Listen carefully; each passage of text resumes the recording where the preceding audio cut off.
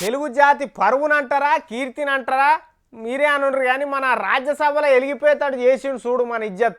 ఆయన పేరేంది? అరే రామచంద్ర, అది యాదకొచ్చి పాడు కాదు బిరానా, గదే కండ్ల కింద జర ఇట్లుంటా చూడే పాడు కానీ. మన హరికృష్ణ సారు ఆయన మళ్ళా లేచిండు. ఇక అంటే ఇదివరకు దాకా పండుకొనే ఉన్నాడని మళ్ళీ నన్ను అడిగారు.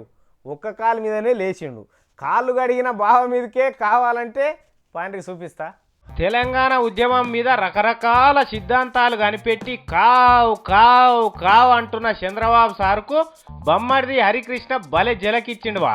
బావ చంద్రాలు సమన్యాయం చేయండి అని ఎంత మొత్తుకుంటున్నాడో చూడుండ్రు ఒకసారి. మనం సమన్యాయం చేయమన్నాం. ఇన్నరా దీని అర్థం? తెలంగాణలో బొడ్డూసిపోని పోరని కూడా అర్థమవుతుంది. సారుది సమన్యాయం కాదు, దాని వెనుక సమైక్యం ఉన్నదని. కానీ మన కుప్పం చంద్రయ్య సార్ బొమ్మడిది హరికృష్ణకు మాత్రం సమజ్ కాలే. బావా నువ్వేదో సమన్యాయం అంటున్నావు నీ పాడుగాను, కావాల్సింది సమన్యాయం కాదు సమైక్యం అని ఉత్తరం రాసిండట. అంటే మనం అప్పుడప్పుడు ఒకటి అనుకుంటాం చూడు, బాప్ ఏక్ నెంబర్ బేటా 10 నెంబర్ అని. ఈడ బావ ఏక్ నెంబర్ బొమ్మడిది 12 నెంబర్ అయిండు. అయినా చంద్రబాబు సారు మీ బొమ్మడిదికి కనీసం లోకజ్ఞానం నేర్పకపోతివి, తీసుకుపోయి రాజ్యసభలో కూర్చుండబెడితివి.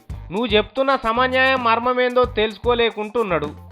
నీ బొమ్మడిదికే నీ పనితనం అర్థం కాలేదంటే ఇక సీమాంధ్ర జనానికి ఏం అర్థమై ఉంటుంది చెప్పు. తెలంగాణ ఇడిపోయినాక కూడా నీకు అక్కడ లాభం ఉండదన్న ముచ్చట మీ బామ్మడిది చెప్పకనే చెప్పిండు నీకు. ముచ్చటగా 3వసారి ప్రతిపక్షం పట్టాను ఉచ్చుకునుడు ఖాయమట నువ్వు. ఏదన్నా ఉంటే మీ బామ్మడిదికి చెప్పుకో ముందుగాల, తర్వాత జనానికి చెప్దువు కానీ అంటున్నారు అన్న రామారావు ఫ్యాన్సు.